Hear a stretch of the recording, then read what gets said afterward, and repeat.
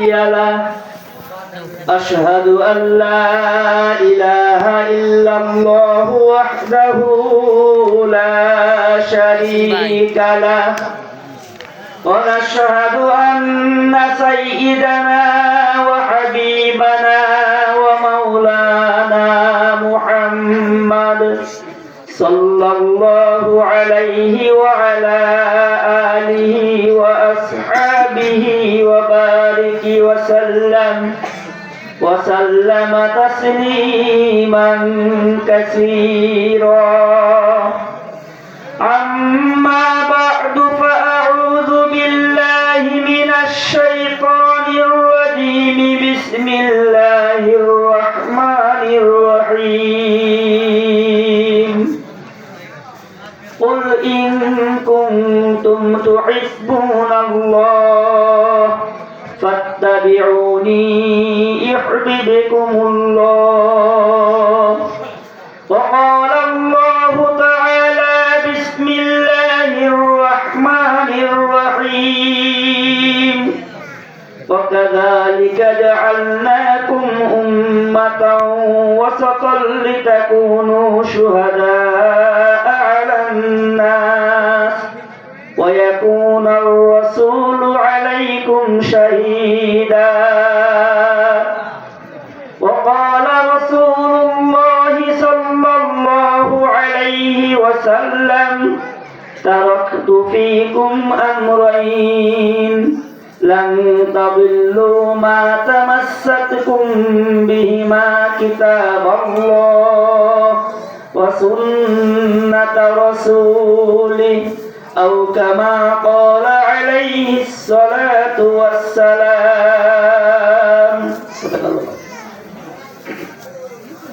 সম্মানিত হাজিরিন, কাজীরগাঁও মধ্যপাড়া সর্দারবাড়ি ও এলাকাবাসী সকল মৃত ব্যক্তিদের রুহের মাগফিরাত কামনায় প্রথম বার্ষিকী ওয়াজ ও দুয়ার মাহফিলের সম্মানিত সভাপতি সাহেব, দিগার ওলামায়ে কেরাম, সামনে বসে থাকা শ্রদ্ধেয় মুরব্বী বাবাজিরা, সমবয়স্ক যুবক ভাইয়েরা, পর্দার আড়ালে মা ও বোনেরা, প্রারম্ভে আল্লাহ পাক রব্বুল আলামিনের দরবারে শুকরিয়া জ্ঞাপন করি যে আল্লাহ পাক রব্বুল আলামিন আমাদেরকে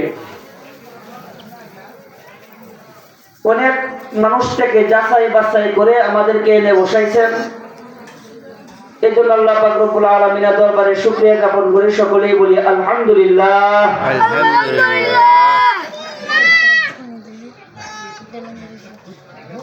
অনেকে মাহফিলের বাইরে বসে বয়ান শুনতেছে, তারা মনে মনে ভাবে যে মেলায় বসেও তো বয়ান শোনা যায়, সকলের তো কান আছে, কান দিয়ে শোনাই যায়। মেলা বসে বুট খাইলেও বয়ান শোনা যায়, চা খাইলেও বয়ান শোনা যায়, তাহলে মন্দ কি? কষ্ট করে ওই জায়গায় বয়ান লাগছে।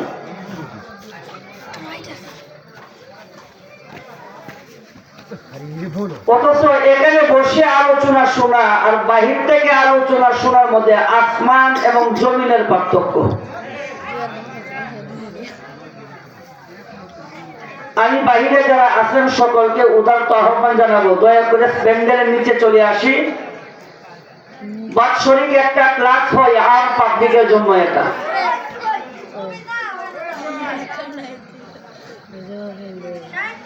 এখন যদি এই বাৎসরিক ক্লাসের মধ্যে আমরা না বসি, তাহলে আমার মনে হয় আমাদের মতো এত বড় পুরা কপাল আসমানের নিচে জমিনের উপরে আর আছে কিনা আমার জানা নাই। যাই হোক, আল্লাহ পাক রব্বুল আলামিন আমাদেরকে দুনিয়াতে পাঠাইছেন ওয়াসাতন জাতি বানাইয়া। ওয়াসাতন শব্দের অর্থ হলো মধ্যম পন্থা অবলম্বনকারী। আপনাদের সামনে যে আয়াতটা আমি তেলাওয়াত করছি, এর একটা আয়াত হলো সূরাতুল বাকারার 143 নম্বর আয়াত। সূরাতুল বাকারার মধ্যে আয়াত আছে 286টা। 286 আয়াতের মধ্যে 143 নম্বর আয়াত আমি আপনাদের সামনে তেলাওয়াত করলাম। যে আয়াতের মধ্যে আল্লাহ পাক রব্বুল আলামিন বলেন ওয়াকাযালিকা জাআলনাকুম উম্মাতাও ওয়াসাতান, তোমাদেরকে মধ্যম জাতি মধ্যম পথ অবলম্বন করার জন্য দুনিয়াতে পাঠিয়েছি। আর আয়াতটা যত নাম্বারের মধ্যে পড়ছে, নাম্বারের দিক দিয়া সূরা বাকারার 286 আয়াতকে দুইটা বন্টন করলে অর্ধেকে এসে পড়ে 143। তাহলে সূরা আয়াতের গণনার দিক দিয়ে আয়াতটা পুরোপুরি মধ্যে, আয়াতের মধ্যে আল্লাহ পাক রব্বুল আলামিন আমাদেরকে বলছে মধ্যম পন্থা অবলম্বন করার জন্য। এই মধ্যম পন্থা অবলম্বন করার ব্যাখ্যায় মুফাসসিরিন কেরামগণ তাফসীরে কিতাবে লেখেন, এমন একটা পথ অবলম্বন করা যে পথের মধ্যে না বাড়াবাড়ি আছে না ছাড়াছাড়ি আছে। এই আয়াতের মধ্যে আল্লাহ পাক রব্বুল আলামিনের মূল উদ্দেশ্য হলো আসমানের তলে জমিনের উপরে বর্তমানে তিনটা ধর্ম আছে আসমানি। তিনটা ধর্ম কি? আসমানি, যা আল্লাহর পক্ষ থেকে আসছে। এর একটা ধর্মের নাম হলো খ্রিস্টান, আর একটা ধর্ম হলো ইহুদিদের, আর একটা ধর্ম হলো ইসলাম। আর বাকি যত ধর্ম আছে সমস্ত ধর্মর মন গড়া নিজ মন মোতাবেক বানাইছে। আর তিনটা ধর্ম আসমানি ধর্ম বর্তমানে বিদ্যমান, কিন্তু খ্রিস্টান ধর্মটা আর ইহুদি ধর্মটা যদিও আসমান থেকে আসছিল, কিন্তু এই ধর্মগুলো হলো বিকৃত। ধর্মগুলো আসছিল আল্লাহর পক্ষ থেকে, কিন্তু এই ধর্মের মধ্যে তারা বিকৃত করে ফেলেছে। তাহলে বোঝা গেল আল্লাহর কাছে আর জমিনের উপরে একমাত্র অবিকৃত ধর্ম হলো ইসলাম। যে কারণে আল্লাহ পাক রব্বুল আলামিন কুরআনে বিভিন্ন আয়াতে বিভিন্ন ভাবে বুঝিয়ে দিয়েছেন, আমার কাছে ইসলাম ধর্ম ছাড়া অন্য যত ধর্ম আছে সমস্ত ধর্ম হলো অগ্রহণযোগ্য। কি বুঝলেন? গ্রহণযোগ্য না অগ্রহণযোগ্য? অগ্রহণযোগ্য। একটা ধর্ম আল্লাহর কাছে গ্রহণযোগ্য না, একমাত্র হলো ইসলাম হলো আল্লাহর কাছে গ্রহণযোগ্য ধর্ম। আল্লাহ পাক রব্বুল আলামিন এই তিনটা ধর্মের যে দুইটা ধর্ম বিকৃত, এই আয়াতে ওই দুইটা ধর্মের দিকে একটু চিন্তা ভাবনা করার জন্যই বলছেন। খ্রিস্টান একটা ধর্ম, ইহুদি আরেকটা ধর্ম। খ্রিস্টানদের একটা ব্যাপারে এরকম ছিল, তারা আল্লাহ পাওয়ার জন্য, আল্লাহর জন্য ইবাদত করবে, আল্লাহ পাইবে, এই চিন্তায় চিন্তিত হয়ে মন গড়া ইবাদত শুরু করে দিয়েছিল। এরা গোসল করতো না, এরা মাথার চুল কাটতো না, এরা চুল না কাটাকে আর গোসল না করাকে এরা নিজের জন্য এটাকে বুজুর্গি মনে করত।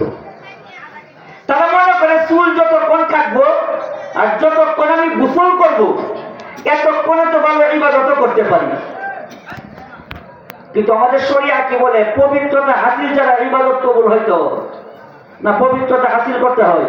এরা পবিত্র অপবিত্র বুঝে না, এরা চিন্তা একটাই, গোসল লাগবে না, ওযু লাগবে না, পায়খানা করে পানিও নেওয়া লাগবে না, চুলও কাটতে হবে না, কারণ ইবাদত করলেই চলে। ধর্মটাকে এমন পর্যায়ে নিয়ে গিয়েছে, এই ধর্মটা পালন করা কঠিন হয়ে দাঁড়াইছে। খ্রিস্টানগণ ধর্মের ব্যাপারে করে বাড়াবাড়ি, ধর্মের ব্যাপারে করে কি বাড়াবাড়ি। আর ওই দিক দিয়ে ইহুদিগণ তারা দুনিয়ার সম্পদ পাইয়া, দুনিয়ার দিকে তাকাইয়া, বাড়ি ঘর করার নেশায়, দুনিয়ার সম্পদের মোহে সমস্ত শরিয়া আসাইছে। না মানে আল্লাহ, না মানে নবী, না মানবে কোনো শরিয়া, না মানবে কোনো কিতাব, না পড়ে কোনো নামাজ, তাদের ধর্মের একটা শরিয়াও তারা পালন করার পক্ষে না। তার একমাত্র কারণ হলো দুনিয়ার রূপ তাদেরকে পুরাপুরি আকৃষ্ট করে ফেলেছিল। তারা পুরাপুরি ধর্মটাকে ছেড়ে দিছে। তাহলে খ্রিস্টান ধর্ম নিয়ে করলো বাড়াবাড়ি, আর ইহুদিগণ ধর্ম নিয়ে করে ছাড়াছাড়ি। আল্লাহ পাক রব্বুল আলামিন আমাদেরকে সতর্ক করে দিলেন, ওয়াকাযালিকা জাআলনাকুম উম্মাতান ওয়াসাতান, তোমাদেরকে ওয়াসাতান জাতি বানাইছি, মধ্যম পন্থার জাতি বানাইছি। এই ধর্ম নিয়ে না করবে কোনো বাড়াবাড়ি, এই ধর্ম নিয়ে না করবে কোনো ছাড়াছাড়ি। বর্তমান সমাজের দিকে তাকাইলে বোঝা যায় আমরা কি পরিমাণ আয়াতটা মানি। বর্তমান সমাজের দিকে তাকাইলে বোঝা যায় সমাজের প্রায় 80% মানুষ এই আয়াতের দ্বারে কাছেও নাই। আল্লাহ পাক রব্বুল আলামিন যে বললেন, আল্লাহ পাক রব্বুল আলামিন আমাদেরকে বানাইলেন মধ্যম জাতি, কিন্তু আমাদের সমাজের মতো এক দলে করে বাড়াবাড়ি, আরেক দলে করে ছাড়াছাড়ি। যে সমস্ত লোক শরিয়ার নাম দিয়া করে বাড়াবাড়ি আর নিজের মনে করে আমি মুমিন, তাদের চোখের মধ্যে আঙ্গুল দিয়া দেখা দিতে হয়।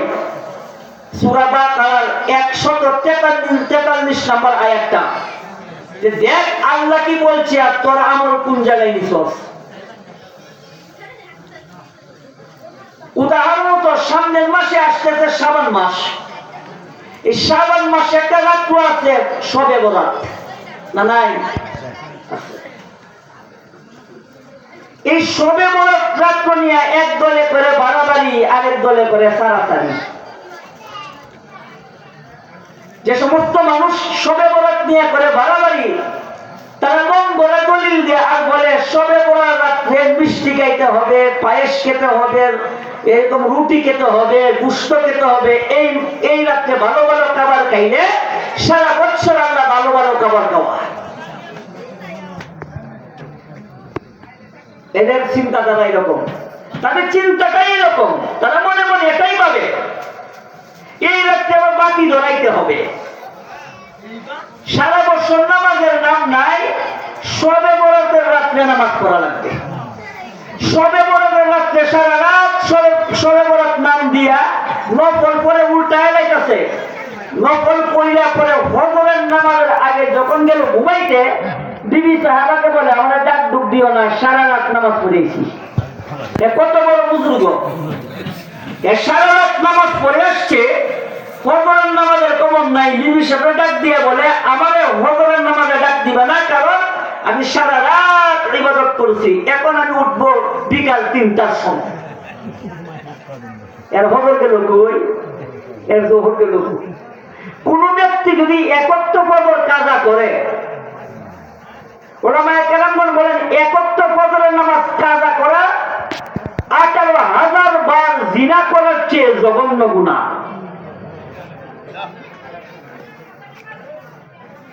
একবার জিনা করলে তো শুনলেই তো এটা সমাজ মানে না।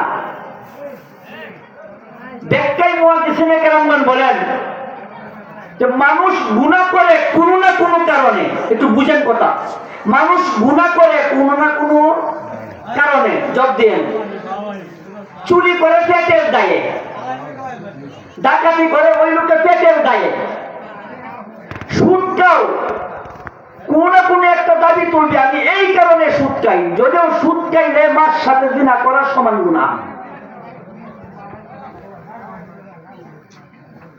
দুনিয়ার সুদ করে কথাটা জানার পরেও মানতে রাজি না। দুনিয়ার সুদ করে এই কথাটা জানে কিন্তু মানতে রাজি না। জানে, বারংবার আলেমগণ বলছে একবার সুদ খাইলে মার সাথে জিনা করার গুনাহ, একবার সুদ খাইলে 34 বার জিনা করার গুনাহ, একবার সুদ খাইলে আল্লাহ আহ্বান করে আমার সাথে যুদ্ধের জন্য প্রস্তুতি গ্রহণ করো। এরপরেও সুদ খায় না। এ সমস্ত কথা শোনার পরেও যে ব্যক্তি সুদে লিপ্ত থাকে, সুদ খায়, এ সমস্ত সুদখোরের ব্রেন কোন জায়গায় আছে? আপনাদের কি মনে হয় এদের ব্রেন আসলে সঠিক না পচে গেছে? প্রত্যেকটা ব্রেন পচে গেছে। তাহলে যদি সুদের কথা বলে সুদ খাও কেন, সে বলে কোনো না কোনো কারণ আছে। যুবককে যদি বলো তুমি প্রেম করো কেন, যৌবনের জ্বালাই। যুবককে যদি বলা হয় তুমি জিনা করো কেন, যৌবনের জ্বালাই, একটা কারণ দর্শাই। তাহলে বোঝা গেল মানুষ গুনাহ করে কোনো না কোনো কারণে। এবার আপনাদেরকে প্রশ্ন করি, নামাজ ছাড়ে কোন কারণে? আমার কথা বুঝতেছেন?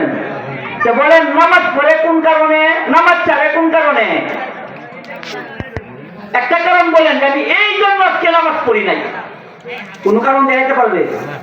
গুনাহ করে কোনো না কোনো কারণে নেক ছেড়ে দেয়, একমাত্র কারণ হলো অহংকারের বশবর্তী হয়ে।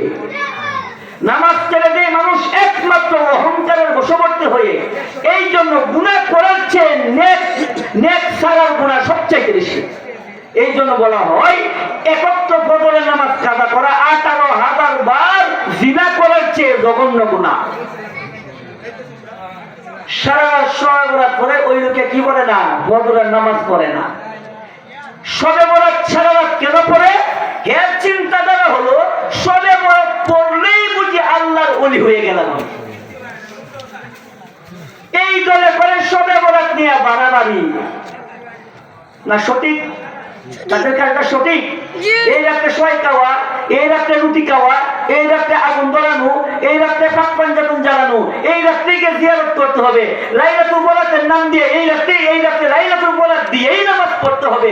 এমন ভাবে যারা আমলে লিপ্ত থাকে সারা রাত, তাদের আমলটা গ্রহণযোগ্য না অগ্রহণযোগ্য? অগ্রহণযোগ্য। তার একমাত্র কারণ তার একটা আমল নবীর তরিকা অনুযায়ী না। একটা আমল নবীর তরিকা অনুযায়ী না। এই দলটাকে সবচেয়ে বেশি ভাইবেন জায়গা মাজারও ডুগডুগি বাজা দেখি। মাজারও কি বাজা? মাজারও বই একে ডুগডুগি বাজা। লাল শাল পরে ঝোঁদা বান্ধে নাচে। এই সারা বছর নামাজ নাই, মনে মনে কই 100টা দিলেই চলে। শবে বরাত আইলে ফিটটা জায়গা 6 কোটি কেমন লাগবে। এই দলে করে এই শবে বরাত নিয়ে বাড়াবাড়ি। আরেক দল আছে এটা উঠে শবে বরাত নাই, আর একটা কি কর শবে বরাত নাই। একটা তো বাড়াবাড়ি করলো, আর এইটা বলে ডাইরেক্ট নাই। আপনাদের কি বিশ্বাস শবে বরাতের রাত আসলেই নাই না আছে? শবে বরাতের রাতের আমল আসলেই নাই না আছে? শবে বরাতের ফজিলত কি আসলেই নাই না আছে? যারা বলে নাই সঠিক বললো না বেঠিক বললো? যারা শবে বরাত দিয়া আমলের বাহার দেখাইয়া শরীরুটি খেতে হবে, তাদের আকীদাটা ভ্রান্ত। আর যারা বলে শবে বরাত নাই, এই কথা ভেবে এমন আকীদা যারা পোষণ করে, তাদের আকীদাটা ভ্রান্ত। আমি তো মনে করি এই অসতনের দিকে তাকানোর জন্য আল্লাহ বুঝাইলেন, খ্রিস্টানদের মতন ধর্ম নিয়ে বাড়াবাড়িও করবে না, ইহুদিদের মতন ধর্ম নিয়ে চারাচারিও করবে না। যারা নাকি বলে শবে বরাতের রাত্রে শরীরুটি খেতে হবে, তারা খ্রিস্টানদের মতন ধর্ম নিয়ে করে বাড়াবাড়ি। আর যারা বলে শবে বরাত নাই, তারা ইহুদিদের মতন করে ধর্ম নিয়ে ছাড়াছাড়ি। এবার দয়া করে বলেন কোন দল থাকবেন? বাড়াবাড়ির দলে না ছাড়াছাড়ির দলে? আমি বাড়াবাড়ির দলেও থাকবো না, আমি ছাড়াছাড়ির দলেও থাকবো না। আমার দলটা হবে ওয়াসতন। আল্লাহ আমাকে মধ্যম পন্থা জাতি বানাইছে, মধ্যম পন্থায় থাকবে। একাদশ নবী আলাইহিস সালাতু ওয়াস সালাম সাহাবাদেরকে উদ্দেশ্য করে বলে যে আমাকে ভালোবাসতে যাইয়া এমন ভালোবাসো না যে ভালোবাসতে ভালোবাসতে একেবারে খ্রিস্টানদের মতন, খ্রিস্টানরা যেরকম ঈসা আলাইহিস সালামকে ভালোবাসতে ভালোবাসতে আল্লাহর ছেলে বানাইছে। আল্লাহ কি বানাইছে? আল্লাহ ছেলে বানাইছে। এই ভালোবাসা আসলেই সঠিক ভালোবাসা না ভালোবাসার মানে বাড়াবাড়ি? এরা ভালোবাসার নামে বাড়াবাড়ি। আবার খ্রিস্টানগণ ইহুদিগণ ঈসা আলাইহিস সালামকে বলতেন যার সন্তান। নাউযুবিল্লাহ। ইহুদিগণ কি বলে? ঈসা আলাইহিস সালামকে যার সন্তান। এই জায়গায় তারা পুরোপুরি চাইয়ে দিছে। এক দলে করে বাড়াবাড়ি, ওই দলে করে সরাসরি। রাসূল বলেন ভালোবাসার ক্ষেত্রেও না করবা আমারে নিয়ে বাড়াবাড়ি, না করবা আমারে নিয়ে সরাসরি। আমি যেই জায়গায় সেই জায়গায় রেখে আমার মর্যাদা দিবা। এবার সমাজে তাকাইয়া দেখে নবীরে নিয়ে কি পরিমাণ বাড়াবাড়ি, নবীরে নিয়ে করে বাড়াবাড়ি। এরা নবীর সম্মান দিতে দিতে দিতে দিতে করে বলে আরো সে অবস্থায় আল্লাহ হলো আহাদ, এই আল্লাহ দুনিয়াতে হলো আহমদ। দুনিয়াতে আহমদ, আরো সে কি আহাদ। কি বোঝায়? নবী যেই কথা আল্লাহ সেই কথা। তোমার আকীদা আর খ্রিস্টানের আকীদার মধ্যে কোন পার্থক্য? কোন পার্থক্য? কোন পার্থক্য নাই। খ্রিস্টানরাও করে বাড়াবাড়ি, তুমিও করো বাড়াবাড়ি। আল্লাহ বলেন ওয়াসাতন, তোমাদেরকে মধ্যম পন্থার জাতি বানাইছি, মধ্যম পন্থায় চলবা। নবীকে ভালোবাসবা তবুও মধ্যম পন্থা, সমাজ চালাইবা তবুও মধ্যম পন্থা, বিচার ব্যবস্থা চালাইবা তবুও তো মধ্যম পন্থা। মূল কথা হলো অধিক উদারতার নাম ইসলাম না, অধিক কট্টরপন্থীর নাম ইসলাম না। অধিক উদারতার নাম ইসলাম, অধিক উদারতার নাম ইসলাম নয়, অধিক কট্টরপন্থী হওয়ার নাম ইসলাম নয়। ইসলাম এমন একটা ধর্ম, আল্লাহ বুঝাইয়া দিচ্ছেন আয়াতের মধ্যে। রাসূলের কাইফিয়ত সাহাবাদের চরিত্র প্রকাশ করে বলেন আশিদ্দাউ আলাল কুফার রুহামাউ বাইনাহুম, তারা যুদ্ধের মধ্যে যাইয়া কাফেরদের ব্যাপারে খুব কঠোর ছিল, কিন্তু মুসলমানের পরস্পরে খুব দয়াবান ছিল। এটা তাদের চরিত্র ছিল। মিলান তাদের সাথে আমার চরিত্র, তাদের সাথে আমার চরিত্র মিলান। আউদো কি সাহাবাদের সাথে আমার চরিত্র মিলে? আউদো কি নবীওয়ালা চরিত্রের সাথে আমার চরিত্র মিলে? এরপরেও তো টেংলারা মাইলে বলি আমি আশিকে রাসূল, এরপরে টেংলারা দিয়ে আমি আশিকে রাসূল। 5 বেলা নামাজের এক বেলাও পড়ে না, এরপরে আশিকে রাসূল। রাসূল বলতে সুন্নাহ অনুযায়ী জীবন গঠন করো। সুন্নাহ অনুযায়ী জীবন গঠন করবো দূরের কথা, সুন্নতের বারান্দা তো যায় না।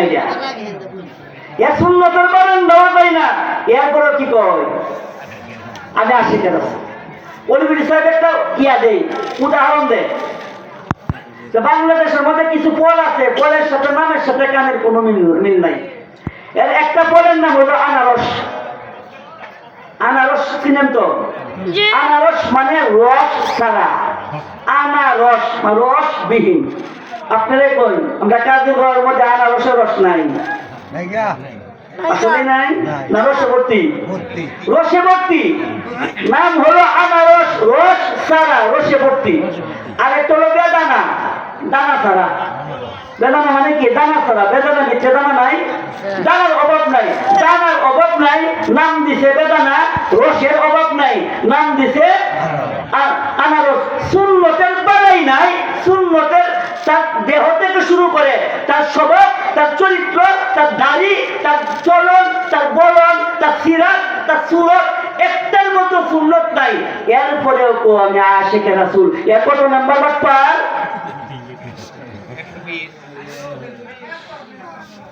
এই জন্য আল্লাহ পাক রব্বুল আলামিন বলেন ওয়াসাতাল লিতাকুনু শুহাদা আলান নাস, তোমাদেরকে মধ্যম পন্থার জাতি বানাইলাম, আমলটা মধ্যম পন্থায় করবা। আমাকে এক ব্যক্তি বললো তাহাজ্জুদের নামাজ পড়ো, আমার জীবনেই পড়ি নাই। হঠাৎ যাইয়াকে বলে তুমি এখন থেকে 12 রাকাত তাহাজ্জুদ পড়তে হবে, না হলে তোর অস্তিত্ব থাকবে না। আমি তো মনে করি এটাও তো বাড়াবাড়ি। তাকে বলে দেওয়া তুই 4 রাকাত পড়তে পারো, তো নফল 4 রাকাত পড়। পরে অভ্যাস হয়ে গেছে 8 রাকাত পড়, এবার পরে অভ্যাস হয়ে গেছে 12 রাকাত পড়। এখন আবার যুক্তি দেন নামারে, হুজুর নামাজ 5 ওয়াক্ত 2 ওয়াক্ত থেকে শুরু করি, যুক্তি দেন। নামাজ তো 5 ওয়াক্ত, তাহলে 2 ওয়াক্ত থেকে শুরু করি। আজকে 1 ওয়াক্ত করলাম, কালকে 2 ওয়াক্ত করলাম, অসুবিধা নাই। আপনি আজকে 1 ওয়াক্ত পড়লেন, রাত্রে মারা গেলে 4 ওয়াক্ত হিসাব দেওয়ার জন্য প্রস্তুত থাকেন, কোনো অসুবিধা নেই।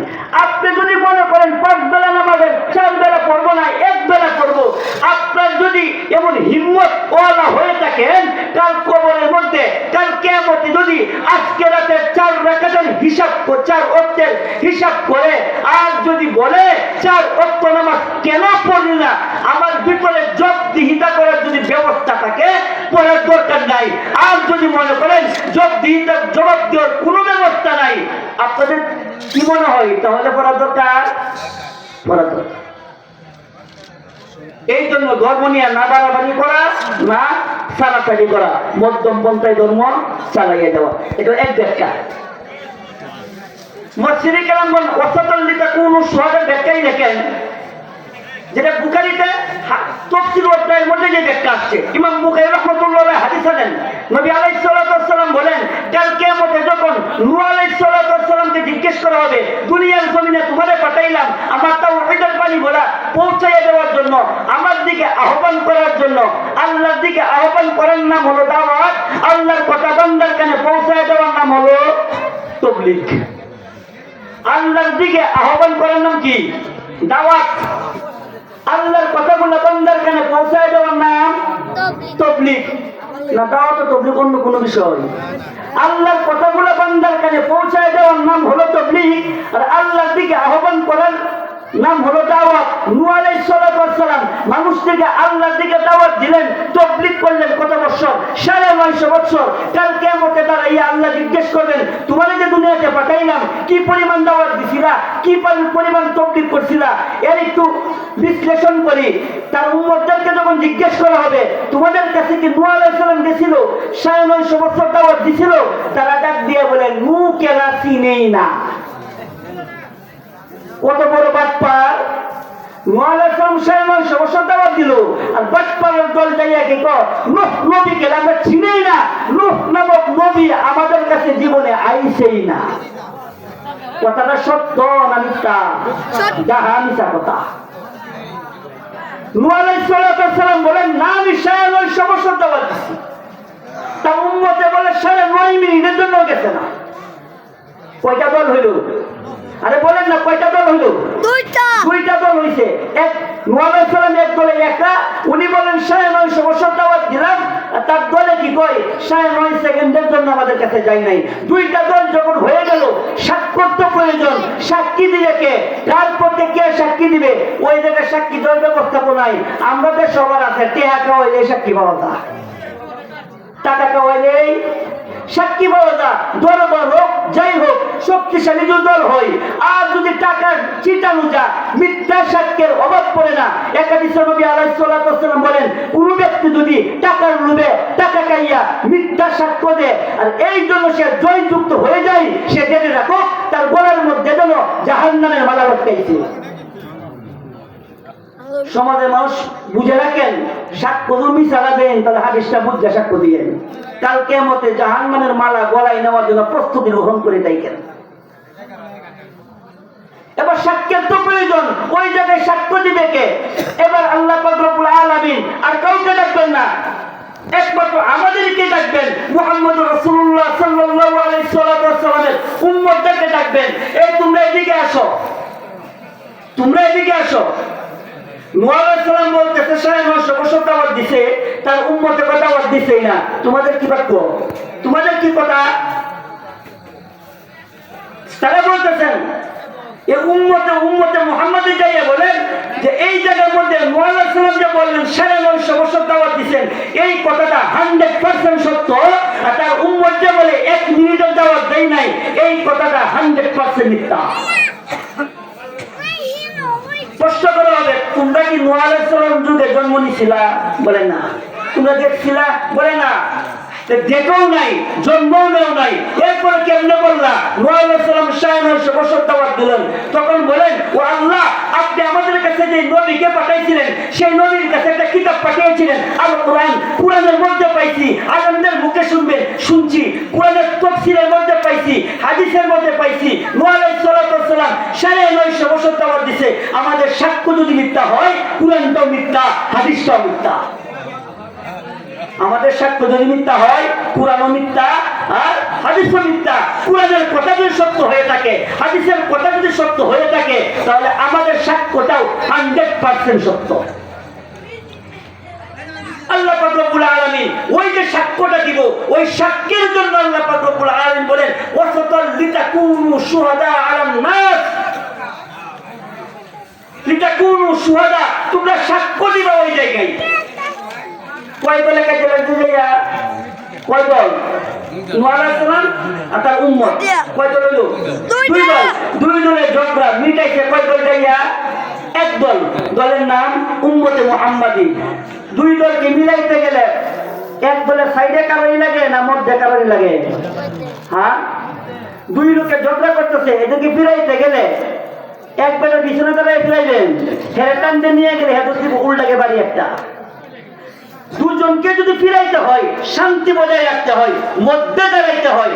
এই জন্য আল্লাহ বলেন ওয়াসাতন, তোমাদেরকে মধ্যম জাতি বানাইলাম।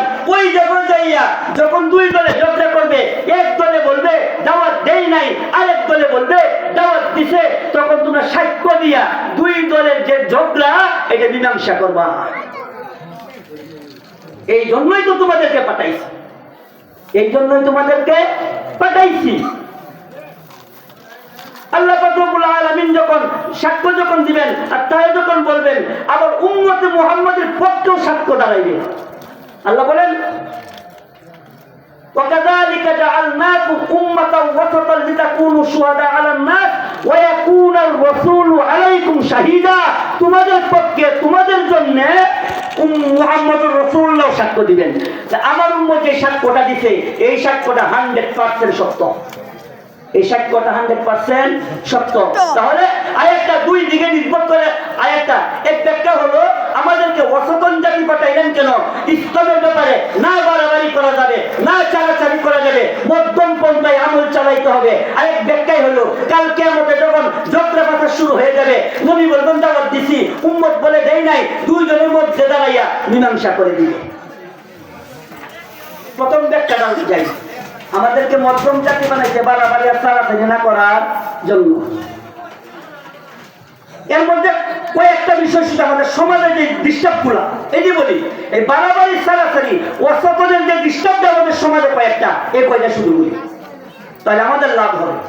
এর মধ্যে একটা হলো কোন মানুষকে যদি বলি 5 বেলা নামাজ পড়ে গিয়া হ্যাঁ কেটের কাজ খেলা করবো, আপনাদের সমাজে কেউ কয় নাই তা কেটের মধ্যে পয়সা রয়েছে চল যায় নামাজে, কাজটা শেষ করে নিবি। কাজ শেষ করতে করতে আসর করবি না, করে গোসলটা করিয়ে নিবি। গোসল করে কাইয়া পয়সা রয়েছে, মাগরিব পড়বে না, করে সিগারেটটা টানতে শেষ করে নিবি। সিগারেট টানতে টানতে গেল এসার পরে বলে এবার নামাজ পড়বে না, করে দোকানতে আসতেছি, দোকানও বইয়া আল্লাহ রহমতের যাত্রা গানও বইয়া, লজ্জাও নাই, লাজও নাই, শরমও নাই, হায়াও নাই, যুবক বৃদ্ধ একসাথে বৈশা যাত্রা গান শুনে যুবক বিড়ি টানে, বৃদ্ধ বিড়ি টানে, লজ্জাও চলে গেছে, হায়াও চলে গেছে, শরমও চলে গেছে, বেহায়া বেলাদার মতন বসে নামাজ ছেড়ে টেম লাগাইয়া যাত্রা গান শুনে। তারা যদি বলেন নামাজ পড়লো না, জোহরও পড়লো না, আসরও পড়লো না, মাগরিবও পড়লো না, এশাও পড়লো না, যাত্রা গান পড়তেছে, ভাই কোমরটা আর দেয় না, এর কোমরটা আর দেয় না, এর কোমরটা বলে আর দেয় না। কেতের কাজের সময় কোমরে দিছি, কেতের কাজের সময় কোমরে দিছি, হাঁটার সময় কোমরে দিছে, দোকানে টেংলা লাইয়া যাত্রা দেখার সময় কোমরে দিল। আবার এক এলাকার বদনাম এই এলাকায় ফরাইতে হাঁটতে ফরাইবো, বিপদ করবো, এটার জন্য কোমরে দেয়। 5 বেলা গিয়ে নামাজ পড়ো এর জন্য কোমরে দেয় না। এর মতো কপাল পুরা সমাজে বোঝার কয়টা আছে? কি আমি কাজ না করলে খাওয়াইবো কেলা? আল্লাহ এমন যুক্তি দেয়।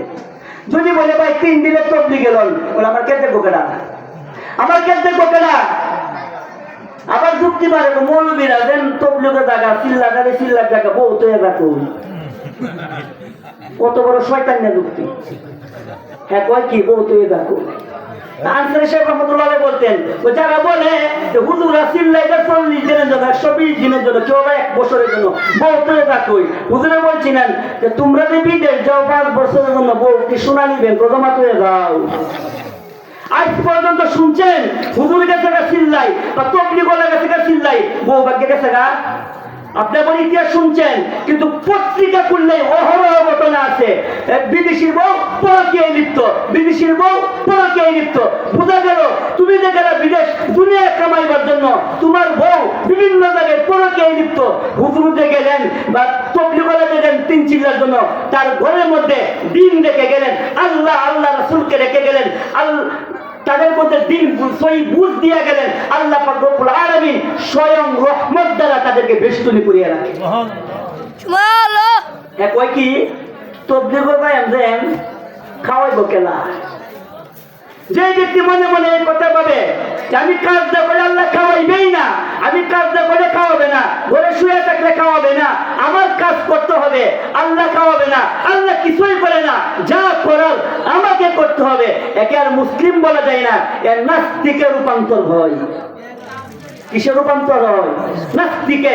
যেই ব্যক্তি বলে নাকি যে আমাকে আল্লাহ খাওয়াই না, আমি খাই, আমি রুজি করি বিদায় খাই, না হইতে কম পাইতাম না, তার তো তকদিরের প্রতি বিশ্বাসই থাকে না। তকদির বুঝেন? তকদির ইমানের ৬টা কথা আছে হাদিসের, এর ৫ম নাম্বার কথার নাম হলো তকদির। ৫ম নাম্বার কথার নাম তকদির। তকদির কারে কয়? তকদির হলো আল্লাহ পাক রব্বুল আলামিন, একটা প্রশ্ন দিয়ে বুঝাই দিই আপনাদেরকে। আল্লাহ পাক রব্বুল আলামিন যখন দুনিয়া সৃষ্টি করেছিলেন তখন কি আল্লাহ জানতেন বাংলাদেশ নামে একটা দেশ হবে? জানতেন না। যখন দুনিয়া সৃষ্টি করেছিলেন তখন বাংলাদেশ ছিল। আল্লাহ কি তখন জানতেন যে বাংলাদেশ নামে একটা দেশ হবে ৭১ সালের পরে? আল্লাহ কি জানতেন কিশোরগঞ্জ নামে একটা জেলা হবে? আল্লাহ কি জানতেন কিশোরগঞ্জ নামে একটা থানা হবে? আল্লাহ কি জানতেন কিশোরগঞ্জ থানার মধ্যে কাজিরগাঁও একটা গ্রাম হবে? আল্লাহ কি জানতেন কাজিরগাঁওয়ের মধ্যে মধ্যপাড়া নামে একটা পাড়া হবে? আল্লাহ কি জানতেন এই মধ্যপাড়ার মধ্যে এই মানুষগুলা থাকবে? এ সমস্ত বিষয় জানতেন না। শুধু জানতেন না, খাতার মধ্যে লিখেও আছেন। খাতার মধ্যে আল্লাহ জানতেন আর খাতার মধ্যে লিখছেন। এই লিখাটাকে শরিয়ার পরিভাষায় তকদির বলে। কি বলে? বুঝছেন? তকদির কাকে বলে? তাকে তকদির বলে। যে ব্যক্তি বলে আমার কাজ আমি করি, আল্লাহ কিছুই করে না, এর তো তকদিরের প্রতি ঈমানই থাকে না, একে নাস্তিক ঘোষণা করা হয়। এর নাস্তিকমনা তার ভিতরে লালন করে, তার ভিতরে আর ঈমান বাকি থাকে না। কোন ব্যক্তি যদি বলে আল্লাহ কিছু করে না, আমি এইসব করি, নাই আমার সমাজে এমন মানুষ। আমি নাম ধরে দেয়, আমি তো তাই 2 বছর ধরে আমি নাম ধরে দেখাইতাম, আমি নাম ধরে দেখাতে পারবো। তারা বলে আরেক দল আছে আমাদের সমাজে, তারা বলে যা করে আল্লাহ করে, বান্দা কিছু করুন লাগে। কি কর? যা করে আল্লাহ করে, বান্দার কিছু কোনো কিছু করার দরকার নাই। হ্যাঁ কয় কিতা তবলিগের কথা কইলে কাজটাই তো কোন আল্লাহ হেদায়েত দিল, আল্লাহ হেদায়েত দেই না বিদায় করে মাফ করি না, আল্লাহ হেদায়েত দেই না বিদায় তো মসজিদে যাই না, আল্লাহ হেদায়েত দেই না বিদায় তো তবলিগে যাই না, আল্লাহ হেদায়েত দেই না বিদায় তো কোরআন করি না, আল্লাহ হেদায়েত দেই না বিদায় তো আমি ভালো কাজ করি না, আল্লাহ হেদায়েত দিলেই তো হইতো, অতএব আল্লাহ হেদায়েত দেই না এই জন্য করি না। এর চিন্তা হলো যা করে আল্লাহ করে, আমার কোনো কিছু করার দরকার নাই, এমন বিশ্বাস যে লালন করে তারও কি সঠিক মুমিন বলে? এই ব্যাপারে হাদিসে নবী আলাইহিস সালাতু ওয়াস সালামের কাছে উসমান ইবনে মাযউন রাদিয়াল্লাহু তাআলা এসে স্পষ্ট কিছু জিনিসের অনুমতি চাচ্ছে। ইয়া রাসূলুল্লাহ, আমারে কয়েকটা জিনিসের অনুমোদন প্রদান করেন। 1, আমার জীবনে বিয়ে করতাম না। 2, আমার জীবনে ঘুমাইতাম না। 3, আমার জীবনে আমি খাবো না, আমি রোজা রাখবো ও ঘুমা নামাজ পড়বো, বিয়ে করতাম না, আমি চিরকুমার থাকবো। নবী আলাইহিস সালাতু ওয়াস সালাম প্রশ্নের উত্তরে বলেন আন-নিকাহু মিন সুন্নাতি লা রাহবানিয়্যাতা ফিল ইসলাম, বিয়ে করা হলো আমি নবীর সুন্নাহ, আর বৈরাগ্য ইসলামের মধ্যে কোনো স্থান নাই। বৈরাগ্য কাকে বলে? হে বাড়ি ঘর ছাইরা একেবারে গেছে গা, বাড়ির খবর নাই, ঘরের খবর নাই, সন্তানের খবর নাই, বিবির খবর নাই, খাইয়ে মরক বা না খাইয়ে মরক এই চিন্তাই করে না। এর চিন্তা হলো যা করব আল্লাহ করব, আমি কিছু করতাম না। এটা আসলে কি মুসলমানের আকীদা না বৈরাগী? এটা বৈরাগীর আকীদা। যে বলে যা করি আমি করি আল্লাহ করে না, এটা নাস্তিকের আকীদা। যে বলে যা করে আল্লাহ করে, আমার কিছু করার দরকার নাই, এটা বৈরাগীর আকীদা। মধ্যম পন্থা বৈরাগীর আকীদা নয়, মধ্যম পন্থা নাস্তিকের আকীদা নয়। মধ্যম পন্থার আমলটা হলো আমার কাজ আমি করি, আল্লাহর কাজ আল্লাহ করবে। আমার কাজ আমি করি, আল্লাহর কাজ আল্লাহ করবে। উদাহরণত ক্ষেতের মধ্যে ধান দেই আমি, কথা বলেন না কেন? ক্ষেতের মধ্যে ধান কি আমি দেই? ধান কে দেয়? পাকাই কে? আরে দেখেন না, আল্লাহ বলেন আনতুম তাজরাউনাহু আম নাহনু যারিউন, তোমরা যে ক্ষেতের মধ্যে কৃষি কাজ করো, তোমরাই কি করো? আসলে তোমরা করো না, আমি আল্লাহ করি। অতএব ক্ষেতের মধ্যে যে ধান দেয় আল্লাহ, ক্ষেত বুইয়া দেয় আল্লাহ। আমি শেষ করে দিতেছি, হুজুরাই বলছি ক্ষেতের মধ্যে যে ধান দেয় আল্লাহ, ক্ষেত গোপন করে আল্লাহ না আমার করা লাগে? তাহলে ক্ষেতের মধ্যে ধান দিবে আল্লাহ, ক্ষেত বপন করার দায়িত্ব হলো আমার। গাছের মধ্যে ফল দিবে আল্লাহ, গাছ বপন করার দায়িত্ব হলো আমার। আমার ঘরটাকে নিরাপদে রাখবে আল্লাহ, ঘরকে করার দায়িত্ব হলো আমার। ঠিক তদ্রুপ ভাবে আমাদেরকে হেদায়েত দিবেন তো আল্লাহ, হেদায়েতের জন্য ঘর থেকে বের হওয়ার দায়িত্ব হলো আমার। অতএব মূল কথা হলো হেদায়েত আল্লাহর কাছে চাইতে হয়, নামাজের জন্য চেষ্টা করতে হয়, মসজিদমুখী হইতে হয়, মসজিদে যেতে হয়, যাইয়া সেজদাই পড়তে হয়, এরপর কবুলিয়াতের মালিক হলো আল্লাহ। একটা উদাহরণ দিয়া শেষ করতেছি ভাই। বাইজিদ বুস্তামি রহমতুল্লাহ আলাইহি নাম শুনছেন কখনো? জি, নাম শুনছেন? বাইজিদ বুস্তামি রহমতুল্লাহ আলাইহি, উনার যুগে এক বেশ্যা মহিলা ছিল। আরে বাবারে, ওই বেশ্যা মহিলার কাছে পুরুষরা যাইয়া রোগগ্রস্ত হয়ে গেছে সব। আমাদের বর্তমান পরিভাষায় কি এইডস রোগ হয়ে গেছে, এমন একটা অবস্থা। বাইজিদ বুস্তামি রহমতুল্লাহ চিন্তা করলেন, এই যে আমার এই নগরীর মধ্যে এই মহিলার কাছে যাইয়া সমস্ত মানুষ রোগগ্রস্ত হয়ে গেল, তাদেরকে বাঁচাইবার দায়িত্ব তো আমার। এবার উনি কিছু দিরহাম নিয়ে, কিছু টাকা নিয়ে ওই মহিলার বাড়ির কাছে গেলেন। যাইয়া ওই মহিলার গুলামকে জিজ্ঞেস করে, তোমার মালকিনকে এক রাত্রের জন্য পাইতে কত টাকা লাগে? বলে এত টাকা লাগে। ঠিক আছে, এত টাকা আমি দিব, তোমার মালকিনকে দাওয়াত দাও, আমি কিনতে আসছি এক রাতের জন্য। উনি এসে দরজার মুখে বসা, সারাদিন যত কদ্দের আসে হুজুরে দেখিয়া সব পিছায় চলে গেছে। ওই ব্যবসা মহিলা তার গোলামরে বলে, কি ব্যাপার, সারাদিন একটা কদ্দেরও পাইলাম না, কদ্দের কই? কদ্দের কেমন নাই তো, এক হুজুর বয়ে রয়েছে দরজার মুখ। কত হুজুরকে দরকার মনে, তো হুজুরের ইচ্ছা হলো এক রাত্রি আপনার সাথে যাপন করবে। ওই পুরো হুজুরে তো ক্ষমতা আসেনি, টাকা আছে এর কাছে, আমার তো দাম অনেক। এবার হুজুরে বলে এত দিরহাম দিতে হবে। উনি বলে প্রস্তুত। মহিলাকে কিনলেন, রাতে ঘরে গেলেন, যাইয়া মহিলাকে বললেন, ও মহিলা, আজকে বলো তোমাকে এত টাকার বিনিময়ে কিনলাম, দয়া করে কও আজকে রাত্রে তুমি কার? উনি বলেন, আজকে রাত্রে তো আমি আপনার, আমি যা বলবো তুমি তা করতে বাধ্য। হ্যাঁ, আপনি যা বলবেন আমি তা করতে বাধ্য। বাইজিদ বুস্তামি রহমতুল্লাহ আলাইহি বলেন, আমি যা বলবো তা করতে যদি বাধ্য হও, তাহলে তোমাকে বলি তুমি ওযু করে আসো। আগে গোসল করো, গোসল করলেন, ওযু করো, ওযু করলেন, করে জায়নামাজ পর্যন্ত নিলেন, নিয়ে দোয়া করে, আল্লাহ আমার দায়িত্ব ছিল গোসল করানো, আমার দায়িত্ব ছিল ওযু করানো, আমার দায়িত্ব ছিল জায়নামাজ পর্যন্ত আনা। আল্লাহ আমার কাজ আমি করে দিয়েছি, এবার তোমার কাজ তুমি করো। বলতে কি বুঝলেন? হেদায়েত এমনি এমনি আসে না, চেষ্টা করতে হয়, চেষ্টা করতে হয়। এরপরে যারা আমরা মনে মনে ভাবি যে না আল্লাহ হেদায়েত দিয়ে দিবে, এমনিই দিবে, আমি তো সারা সারির দলে। এবার বলেন কোন দলে থাকবেন? সারা সারির দলে। আমার কথা বুঝছেন তো কম, কি বুঝছেন কথা উত্তরে দেন না নিয়ে। সারা সারির দলে থাকবেন, বাড়াবাড়ির দলে থাকবেন, কোন দলে? ওয়াসাতন জাতি আমাদেরকে বানাইছেন, মধ্যম পন্থায় থাকবো। যা করবো কুরআন হাদিসে আলেমের পরামর্শ নিয়ে, আলেমদের পরামর্শ নিয়ে, হাদিসে যা আসছে, কোরআনে যা আসছে, আমলের রাসূলের তরিকা যেভাবে আসছে সেইভাবে আমল করবো। আমার আমলটা গ্রহণযোগ্য হবে। আল্লাহ পাক রব্বুল আলামিন আমাদেরকে বুঝে আমল তৌফিক দান করুক। আসসালামু আলাইকুম ওয়া রাহমাতুল্লাহ।